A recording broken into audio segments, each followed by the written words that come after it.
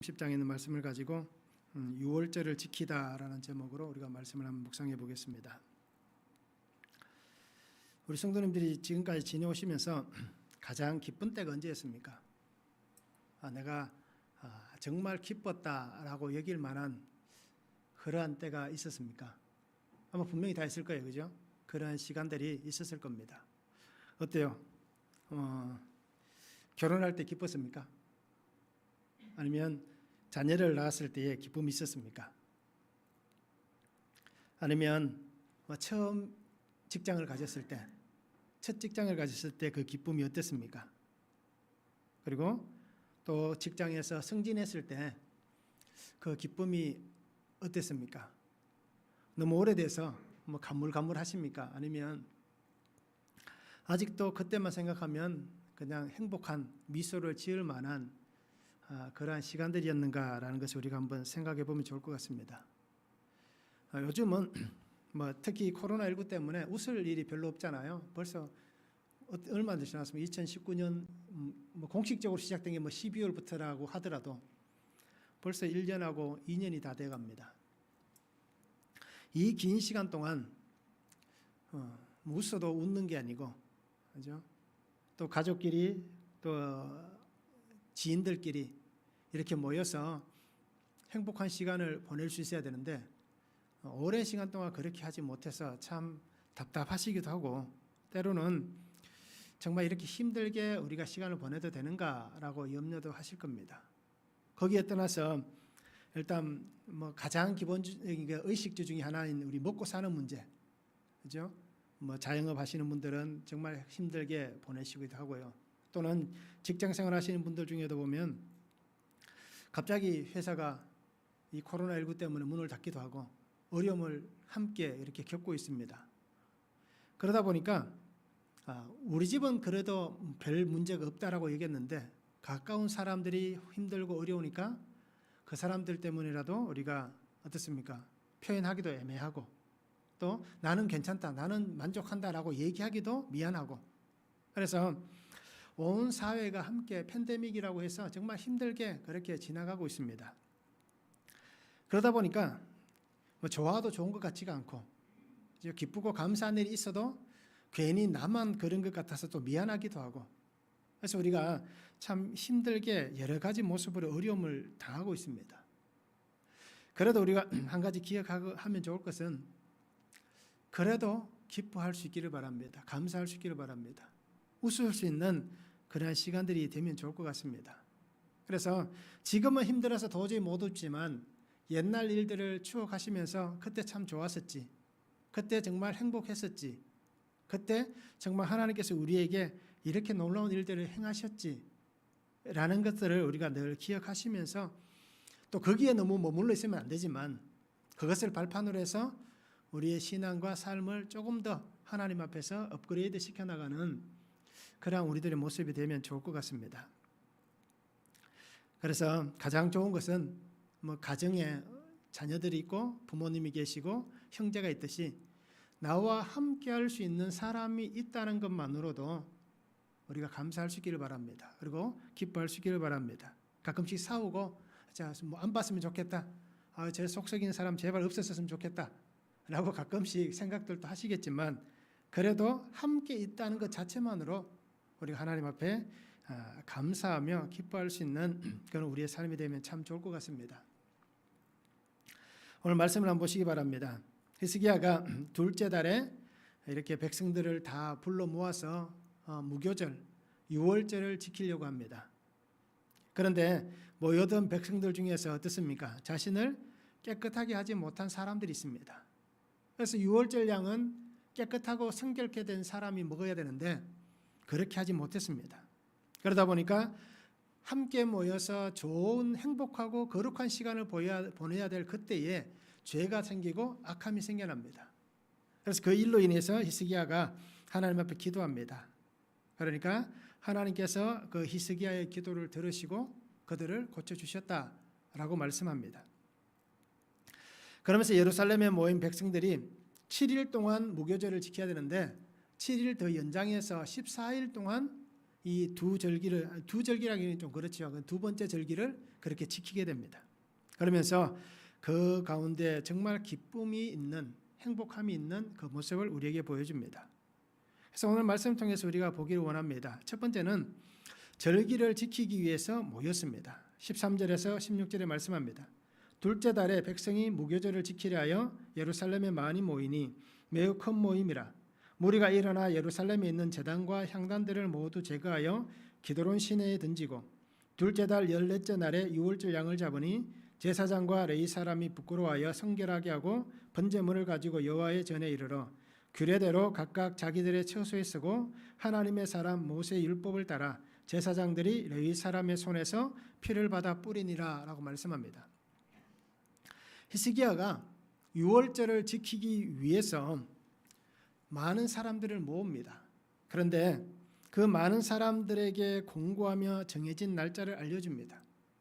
그래서 특별히 우리가 오늘 기억하는 것은 남쪽 유다의 사람들만 모인 게 아니라 북쪽에 있는 사람들까지도 다 초대해서 그렇게 모으고 있습니다. 그래서 우리가 분명히 알듯이 유월절은 그 해의 첫째 달 14일부터 지킵니다. 이것이 하나님께서 이스라엘 백성들에게 정하여 주신 절기의 시작입니다. 그런데 오늘 성경에 보니까 둘째 달에 백성이 무교절을 지키려 하여라고 말씀합니다. 첫째 달에 지켜야 될 이 유월절을 둘째 달에 그렇게 지키려고 모이고 있습니다. 그 이유가 분명히 있습니다. 이유 없이 그냥 이렇게 연기를 한다는 것은 잘못된 것입니다. 그런데 30장 2절과 3절에 보면 그 이유에 대해서 말씀합니다.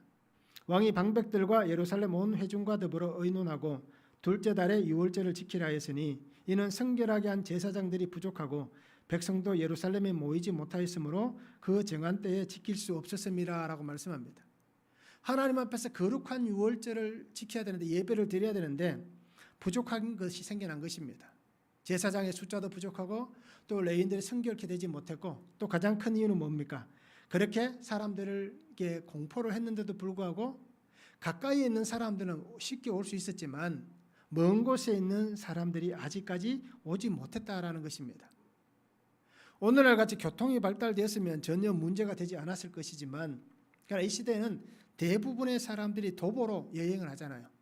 그러니까 그 시작하는 시간들이 분명히 이미 출발을 했다 할지라도 정한 시간에 올 수 없었기 때문에 이렇게 유월절을 함께 지키려고 하는 이 절기를 우리끼리만 모여서는 안 되기 때문에 그렇게 서로 의논해서 둘째 달 14일부터 지키자라고 그렇게 했던 것입니다.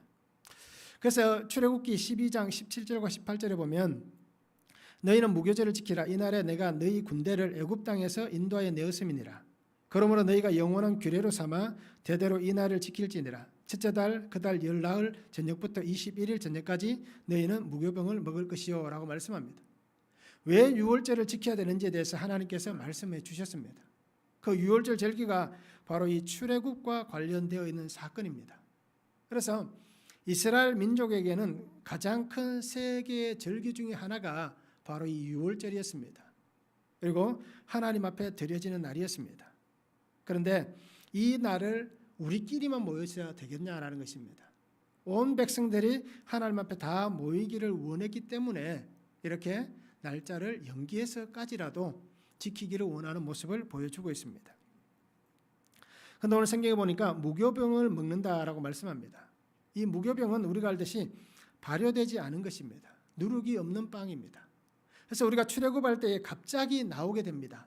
그런데 갑자기 나오게 되는 그 시점에 그렇게 빵을 발효시켜서 굽고 할 수 있는 시간이 없는 겁니다. 갑자기 우리에게 주어진 시간이 정해져 있기 때문에 그 시간을 지키기 위해서 이렇게 무교병을 만들어서 그날 저녁에 하나님 앞에 먹고 그리고 어린 양을 잡고 그렇게 해서 하나님께 주신 그 절기를 지키게 되는 것입니다. 많은 백성들이 예루살렘으로 모였습니다. 하나님께서는 히스기야를 통해서 초대하게 합니다. 그리고 그 사람 한 사람이 하나님의 절기를 지키기 위해서 그들 스스로가 믿음의 길을 선택하고 있음을 보여주고 있습니다. 왕이 공포를 하고 하나님의 절기를 얘기한다 할지라도 우리가 이 시대의 정황을 보면 북쪽은 이미 멸망을 했습니다. 그러니까 굳이 북쪽에 있는 사람들이 오지 않아도 이유가 뭐 특별하다라고 얘기할 만한 그런 근거는 없습니다. 그런데 자신들의 믿음의 선택을 통하여서 믿음의 길 가운데 거하는 백성들을 볼 수가 있습니다. 나라가 나뉘어졌습니다. 그리고 200년이라는 긴 시간이 지났습니다. 그러면 남쪽 유다도 어떻습니까? 왕에 따라서 굉장히 많은 변혁들이 일어나잖아요. 우리가 오늘 말씀, 큐티 말씀도 보면 알듯이 므낫세가 왕이 되었지만 어떻습니까? 아버지 히스기야와는 정반대의 길을 걸어가는 그 모습을 보잖아요. 이렇듯 북쪽은 더 심각했다라는 것입니다. 그런데 하나님께서는 한 사람 히스기야를 통하여서 그 온 백성들의 신앙을 회복시키기를 하나님께서 원하고 계십니다. 그러면서 그들을 하나님의 성전으로 모으시고 있습니다. 그래서 백성들이 하나님의 성전 예루살렘으로 왔습니다. 자신들의 시간을 들이고 자신들의 삶의 자리를 떠나서 하나님에게로 옮겨왔습니다. 그런데 이 백성들이 모여서 가장 먼저 한 일이 무엇인가라는 것입니다. 오늘 성경에 분명히 등장합니다. 그들이 모여서 가장 먼저 한 것은 성결케 한 것입니다. 거룩한 모습으로 그들이 돌아선 것입니다. 하나님의 성전이 있는 곳, 특별히 예루살렘, 그곳에 있는 이방 신들의 제단, 그리고 이방 신에게 향을 드렸던 제물을 불살라 드렸던 그 향단들, 이 모든 것들을 제거하는 일들을 백성들이 하고 있습니다. 그러면서 이 악한 것들을 기드론 시내에 던지는 것을 보여주고 있습니다. 삶의 가장 가까운 곳까지 들어와 있는 우상입니다. 하나님께서 가장 싫어하는 것이 우상 숭배입니다. 그래서 하나님 앞에 유월절 절기를 지키기 위해서 온 백성들이 가장 먼저 한 것은 그들의 환경을 성결하게 한 것입니다. 우리가 살아가는 삶의 공간, 이 공간을 하나님 앞에서 깨끗하게 하는 것이 바로 하나님 앞에 나온 그 하나님의 사람들이 해야 될 일이기 때문입니다. 그래서 유월절을 지키기 위해서 모인 그 백성이 하나님의 부르심 앞에 응답한 신앙의 모습이 그 모든 환경을 성결하게 하는 그 모습을 보여주는 것입니다. 이 모습을 통하여서 하나님 안에서 영적 관계가 회복되는 것입니다. 끊어져 있던 또는 소홀해져 있던 아니면 영적 관계가 여전히 유지하고 있던 상관없이 하나님 앞에서 그 영적 관계가 온전하게 회복되어지는 그 하나님의 부르심 앞에 응답하고 그 하나님의 뜻 앞에 나아가는 것이 오늘 백성들의 모습입니다. 하나님께서는 이 영적 관계의 회복을 위해서 부정한 것, 세상의 것을 분명히 없애기를 원하신 것입니다. 그래서 그 장소가 기드론 시내라고 나옵니다. 이 기드론 시내를 우리가 생각하면 아마 대부분 성도님들 그렇게 생각하실 거예요. 우상을 제거했던 곳이다라고 생각합니다. 왜냐하면 열왕기상 15장에도 보면 나와 있고요. 열왕기하 23장에도 나와 있고 오늘 우리가 읽었던 역대하 29장에도 나와 있고 오늘 본문에도 나와 있듯이 아사왕 시대에 요시아왕 시대에 특히 히스기야왕 시대에 또 오늘 방백들이 했던 같이 우상을 불태우고 파괴했던 곳으로 이 기드론 시내를 택했기 때문입니다. 그러면 멀리 있으면 힘들잖아요. 그런데 이 기드론 시내가 예루살렘 가까운 곳에 있기 때문에 백성들이 쉽게 가서 그곳에서 이렇게 신앙 안에서 정결케 할 수 있는 일들을 했다라는 것입니다. 그래서 오늘 백성들이 이 기드론 시내에서 이것을 파괴한 다음에 하나님 앞에서 유월절 양을 잡고 있습니다. 그런데 오늘 성경의 말씀 보니까 어떻습니까? 16절에 보면 규례대로라고 말씀합니다. 즉 이 말씀은 하나님의 그 율법의 말씀대로라는 것입니다. 하나님께서 모세를 통하여서 주셨던 그 말씀들을 의지해서 그 말씀들을 따라서 그렇게 유월절 양을 잡고 있습니다. 그리고 잡은 양의 피를 제사장들이 뿌립니다. 그래서 하나님 앞에서 그들이 유월절 절기를 지키기 위해 모였는데 첫 번째는 환경을 성결하게 했습니다. 그리고 두 번째는 무엇을 성결하게 합니까? 자신을 하나님 앞에 성결케 하고 있는 것입니다. 하나님의 말씀을 따라서 그 양을 잡음을 통하여서 그 피를 가지고 내가 하나님 앞에 거룩해지고 정결케 되는 그 절기의 예식 가운데 서 있는 것입니다. 그래서 오늘 성경에 무엇이라고 다시 얘기합니까? 규례대로 각각 자기들의 처소에 서고라고 말씀합니다. 하나님의 백성들이 광야에서 모세를 통하여서 하나님 앞에 예배한다든지 또 모세를 통하여서 하나님의 말씀이 들려질 때에 백성들이 했던 행동 중에 한 가지가 장막 문 앞에 나와 서 있었다라고 성경은 말씀합니다. 하나님의 메시지를 듣는 그때에 자신의 장막에 있는 게 아니라 장막 밖에 나와서 하나님의 성전을 향하여서 그들이 바라보며 하나님께서 우리에게 주시는 그 음성을 들었다는 것입니다. 이것이 하나님 앞에 서 있는 백성들의 모습입니다. 즉 오늘 성경에도 그들이 하나님 앞에 서 있는 이 모습은 우리가 하나님의 말씀을 듣겠습니다. 우리가 하나님 앞에서 거룩하고 성결한 삶을 살아가겠습니다. 내가 성결케 되고 우리의 환경이 성결케 되어서 내가 정말 믿음의 확고함으로 살아가겠습니다 라는 굳은 의지와 결단이 바로 그렇게 서 있는 그들의 모습입니다. 그래서 저들은 내가 이렇게 하나님 앞에 섭니다 라는 고백은 하나님의 도우심을 바라봅니다. 하나님의 은혜를 바라봅니다. 나의 삶의 자리 가운데에 또 내가 하나님 앞에서 내게 임재하여 주시고 나를 통하여서 하나님의 거룩한 은혜가 흘러가고 나를 통하여서 하나님의 말씀의 역사가 일어나는 그 삶을 내가 살겠습니다. 내가 그렇게 결단하니 하나님 내게 은혜를 주셔서 나와 그렇게 동행해 달라라는 그 믿음을 가지고 지금 서 있는 것입니다. 이렇듯 하나님의 은혜는 함께 예배 자리로 초대한 것이고 또 하나님의 은혜는 그 초대함에 응답한 것이 바로 하나님의 은혜입니다. 남쪽 유다도 영적으로 타락을 했습니다. 그런데 북이스라엘 같은 경우는 어떻습니까? 하나님 앞에서 정말 영적으로 타락했습니다. 그리고 결국 나라도 잃었습니다. 그들에게는 하나님 앞에 나갈 수 있는 환경이 이제는 없습니다.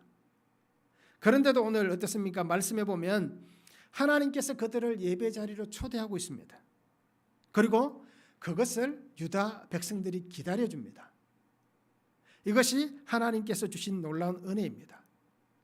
하나님 앞에 예배하는 그 예배 자리에 큰 모임이 될 수 있었던 것은 기다려주는 사람들이 있었고 초대하는 사람들이 있었고 또 그 가운데 자신들의 삶에 힘들지만 그래도 하나님을 향하여서 믿음으로 걸어오는 그 한 사람이 있기 때문에 이 큰 모임이 생겨날 수가 있었던 것입니다.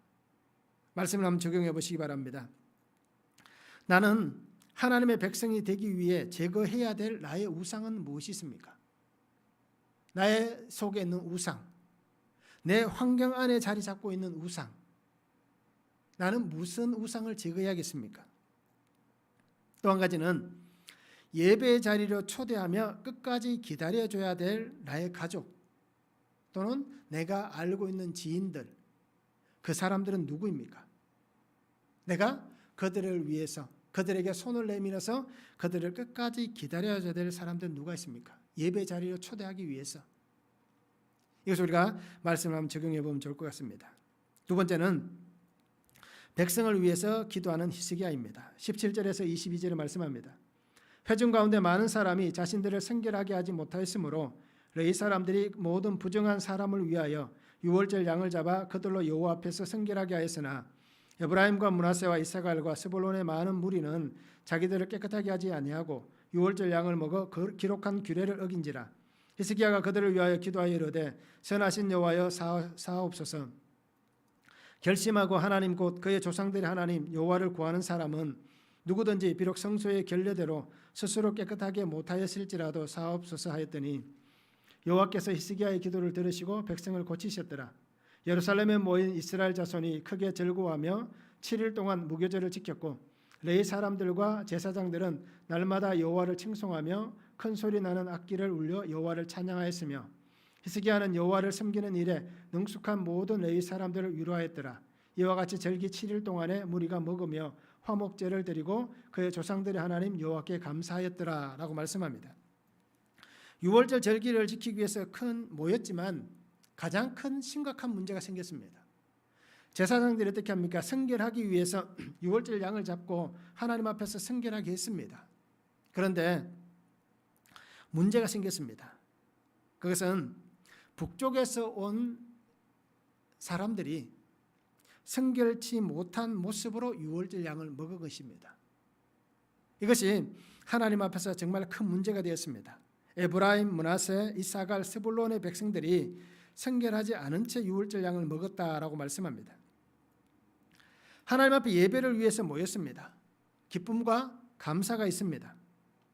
그런데 그 앞에서 자신들의 죄가 성결케 되지 않는 그 모습을 가지고 거룩한 하나님 앞에서 드려진 그 유월절 양을 먹은 것입니다. 그러면 우리가 생각할 때는 왜 정결케 하지 못한 상태에서 그렇게 그 일을 했느냐라고 우리 같으면 책망할 수도 있을 거예요. 그리고 불효파음을 낼 수도 있습니다. 너 때문에 그렇다라고 우리는 지적질을 할 수도 있습니다.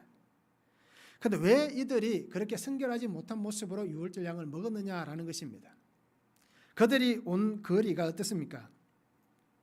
어떻게 보면 시간적으로, 환경적으로 하나님 앞에서 구별되지 못했습니다. 부정한 모습을 가지고 나오면 우리가 알듯이 성경에는 일주일 동안 성결케 한 다음에 그 유월절에 참여할 수 있습니다. 그런데 급히 오다 보니까 또 시간이 촉박하다 보니까 왔지만 그 기간을 어떻습니까? 다 채우지 못한 겁니다. 결국 유월절을 지키기 위해서 왔지만 하나님 앞에서 정결한 예식에 참여할 만한 그러한 순결함이 또는 성결함이 그들에게 부족하였다라는 것입니다. 결국 그것이 정결하지 못한 그 모습 때문에 하나님 앞에 있는 것입니다. 그리고는 또 이렇게 그들이 유월절 양을 먹어 기록한 규례를 어겼다라고 표현하는 이 부분에 있어서 학자들은 그렇게 해석합니다. 그들이 기다리지 못하고 그렇게 성결하지 못한 모습도 존재하고 또 그 양을 먹는데 기다리지 못하고 자기들 임의대로 먹었다라고 해석하기도 합니다. 즉 하나님의 말씀을 따라서 레위인들, 제사장들의 어떤 그런 규례를 따라서 지키면서 기다려야 되는데 그 시간을 기다리지 못하고 그렇게 행동한 것입니다. 즉 하나님 앞에 나와 예배하는데 우리가 앞에서 보았던 한 왕이 있지 않습니까? 자기가 분향하려고 하는 그 모습과 똑같은 이러한 자기의 선을 지키지 못하고 자리를 지키지 못하는 그러한 모습이 오늘 이 가운데도 있었다라는 것입니다. 결국 그러한 모습 때문에 어떻습니까? 깨끗해야 될 그 시간에, 정결해야 될 그 시간에 하나님이 금하시는 일이 일어난 것입니다. 레위기 7장 20절에서 21절에 보면 만일 몸이 부정한 자가 여호와께 속한 화목제물의 고기를 먹으면 그 사람은 자기 백성 중에서 끊어질 것이요 만일 누구든지 부정한 것 곧 사람의 부정이나 부정한 짐승이나 부정하고 가증한 무슨 물건을 만지고 여호와께 속한 화목제물의 고기를 먹으면 그 사람도 자기 백성 중에서 끊어지리라 라고 말씀합니다. 오랜 시간 동안 이 절기를 지키지 못하다가 이렇게 하나님 앞에 나와 절기를 지키는 이때에 정말 북쪽 사람들 같은 경우는 믿음의 결단을 하고 왔습니다. 그런데 하나님 앞에 나와서 예배하는 그때에 살기 위해서 왔고 회복되기 위해서 왔는데 죽어야 될 환경이 생겨버린 것입니다. 하나님 앞에서 끊어져 나갈 이러한 엄청난 실수와 죄가 생겨난 것입니다. 하나님이 싫어하는 행동을 한 것입니다. 그러면 어떻게 해야 되겠습니까? 너희는 잘못했으니까 죽어야지 라고 얘기하시겠습니까? 아니면 너희들은 그냥 가라 우리끼리 할게 라고 그들을 잘라내시겠습니까? 오늘 성경 우리가 분명히 보시기 바랍니다. 이 큰 위기의 순간에 왕인 히스기야가 어떻게 하는지를 보시기 바랍니다. 범죄한 백성들을 위해서 하나님 앞에 기도하고 있는 히스기야의 모습을 우리가 볼 수 있기를 원합니다. 이 모습은 광야에서 범죄했던 이스라엘 백성들을 위해서 기도했던 모세의 모습을 우리가 연상할 수 있고요. 때로는 하나님 앞에서 기도했던 다윗의 모습을 우리가 볼 수 있고 또 우리가 가장 가까이 있는 신약 시대에 누가 있습니까? 스데반 집사가 백성들의 그 죄를 위해서 하나님 앞에 기도한 장면이 있잖아요. 이러한 여러 가지의 모습들을 우리가 보면서 오늘 히스기야를 보시기 바랍니다. 이 큰 위기의 순간에 히스기야도 하나님 앞에 기도하고 있습니다. 그러면서 이렇게 기도합니다. 결심하고 하나님 곧 그의 조상들의 하나님 여호와를 구하는 사람은 이라고 19절에 기도하고 있습니다. 하나님 앞에 여호와를 찾는 준비된 마음을 가지고 온 이 모든 사람들, 그들이 그냥 온 것이 아니라 하나님 앞에서 그 마음을 준비하고 하나님을 찾기 위해서, 하나님을 만나기 위해서 온 이 모든 사람들, 이들을 하나님 앞에 그렇게 기도하며 아뢰고 있습니다. 하나님을 찾는 신앙의 간절함을 가진 백성들의 마음을 하나님께서 이들이 비록 이렇게 실수하고 범죄했지만 그러나 하나님께서 이들의 간절한 마음을 기억하시고 이 마음을 받아달라라고 기도하고 있습니다. 그래서 그 백성의 마음의 결단을 하나님 앞에 아뢰입니다. 비록 지금 이 순간 범죄했지만 그들이 이곳에까지 온 모습을 하나님 기억해달라. 자신들의 삶의 환경을 떠나서 하나님 앞에서 그 환경을 정결하게 하고 자신을 정결하게 하려고 이렇게 애쓰고 노력하는 이들의 모습을 기억해달라. 또 그들은 어떻습니까? 북쪽 사람들은 이미 오랜 시간 동안 신앙의 모습이 없었기 때문에 하나님께서 말씀하시는 그 말씀을 잘 알지 못했다는 것입니다. 그러기에 모르기 때문에 한 이 잘못된 실수들, 이러한 것들을 하나님 용서해달라라고 그렇게 구하고 있는 것입니다. 그래서 하나님 앞에 이렇게 기도하는 히스기야의 이 간절함의 기도를 하나님께서 들으시고 20절에 보니까 백성을 고치셨더라라고 말씀합니다. 즉 하나님의 은혜가 선포되는 것을 보여주시고 있습니다.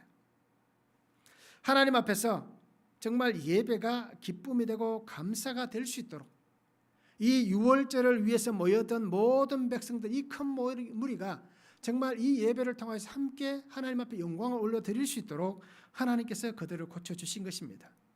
그들의 간절함을 하나님께서 보아주신 것입니다. 그러면서 정말 은혜의 풍성함이 넘치는 그 축복의 시간을 하나님께서 베풀어 주신 것입니다. 오늘 우리도 이 히스기야와 같은 기도의 삶을 살아갈 수 있기를 원합니다.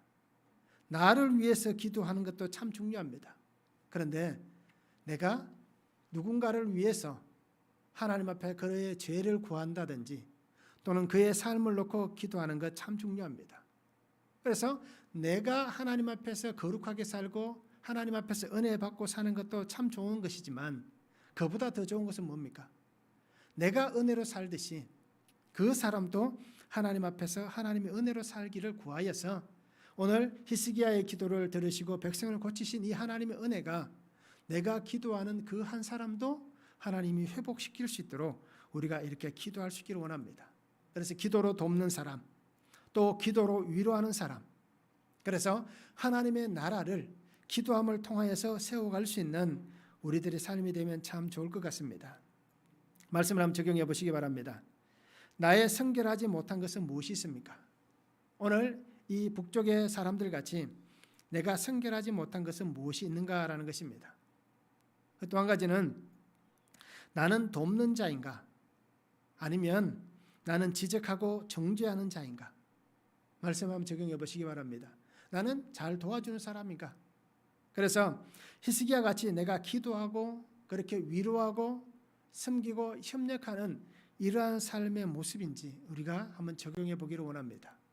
그리고 또 한 가지는 정말 히스기야 같이 내가 기도하며 도와야 될 지체가 누구인지 우리가 말씀을 적용해 보면 좋을 것 같습니다. 그 사람이 뭐 우리 가정에 있는 남편이 될 수도 있고 아내가 될 수도 있고 부모가 될 수도 있고 그저 자녀가 될 수도 있습니다.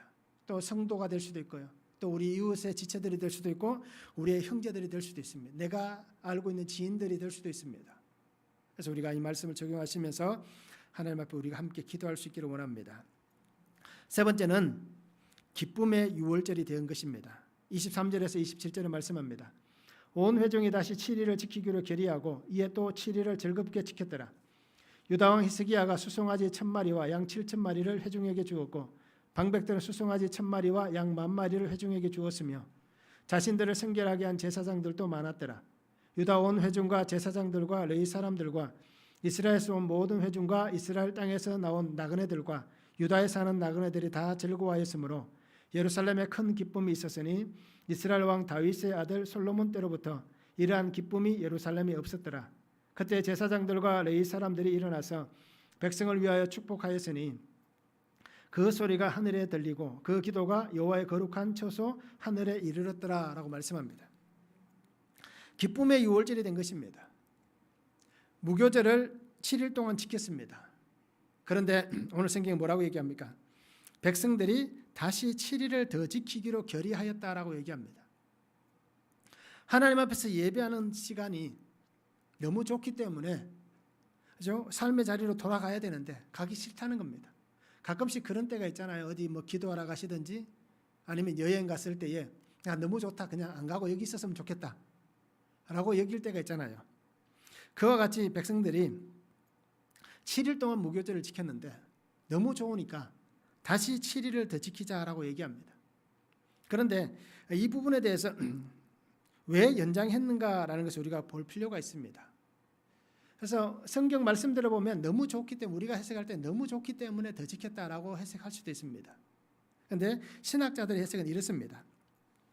왕과 방백이 준비하여 준 것들이 너무 많다는 겁니다.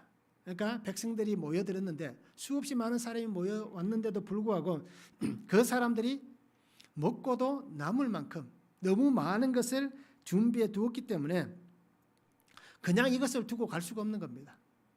그래서 이것을 다 소비하기 위해서 7일을 더 지키기로 결의했다라고 하는 것이 학자들의 해석입니다. 그런데 오늘 우리의 해석은 어떻습니까? 하나님이 주신 이 감격, 이 은혜가 너무 크기 때문에 7일을 더 지켰다라고 우리는 해석해 볼 필요가 있는 것입니다.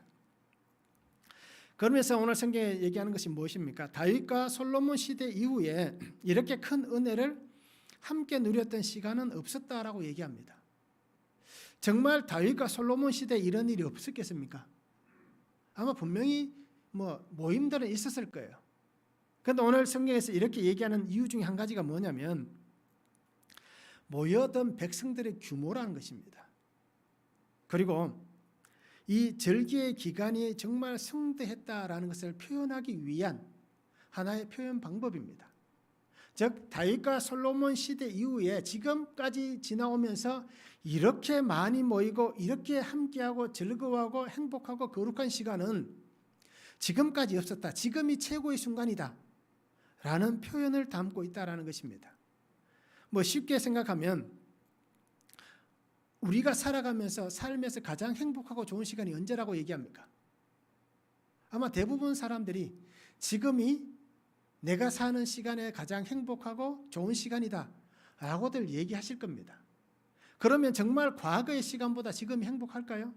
따지고 보면 그렇지 않을 수도 있습니다. 그런데도 지금 현재가 가장 좋은 순간이기 때문에 이런 표현을 담고 있다라는 것입니다. 솔로몬 이후에 또 이렇게 풍성한 희생 제물이 바쳐진 적이 없었다라고 해석하기도 합니다. 또 한 가지는 많은 사람들이 모였던 것 중에 한 가지, 이 지파가 북쪽에 있는 백성들까지 연합해서 이렇게 모인 적이 아마 없었다라는 것입니다. 나라가 나뉜 다음에 분명하잖아요. 북쪽 이스라엘은 여로보암이 남쪽으로 예배드리러 가는 것을 막아버린 겁니다. 그래서 단과 베델에 금송아지를 세우잖아요. 그때부터 이렇게 교류하는 시간들이 줄어들었습니다. 그런데 지금 이 순간은 어떻습니까? 나라가 멸망을 당했음에도 불구하고 수많은 사람들이 함께 하고 있다라는 것입니다. 그래서 정말 이 아름다운 모습이 지금 가장 행복한 순간이고 지금이 하나님 앞에서 가장 거룩한 순간이다라는 것입니다. 백성들에게 어떻습니까? 이렇게 큰 기쁨이 없었다는 겁니다. 그들의 환경을 통해서 우리가 보면 2주일 동안 지켰던 이 큰 기쁨이 없었다는 것입니다. 지금 정황은 어떻습니까? 전쟁의 폐허가 된 북쪽입니다. 아시리아라는 나라는 강대합니다. 그리고 주변의 나라들이 강대합니다. 남쪽 유다도 이 강대한 나라들에 의해서 굉장히 위협을 받고 있습니다. 언제나 전쟁이 일어날 만한 그러한 상황들이 생겨나고 있습니다. 실제로 히스기야 왕 때 어떻습니까? 아시리아가 쳐들어오잖아요. 그래서 사네립에 의해서 굉장히 어려움을 당합니다. 이렇듯 주변의 정세는 사람들에게서 기쁨을 빼앗아갈 만한 정황들입니다. 그리고 오랜 시간 동안 전쟁하면 폐허가 되다 보니까 삶의 공고함이 있습니다. 우리는 지금 잘 이해가 안 되지만 저는 잘 이해가 되지 않지만 우리 어르신들은 이해가 되잖아요. 6.25를 겪고 난 다음에 우리나라가 얼마나 피폐했는지 잘 아시잖아요. 경험해 보신 분들은. 이렇듯 이 시대도 분명히 그때라는 것입니다. 삶의 공고함이 있습니다.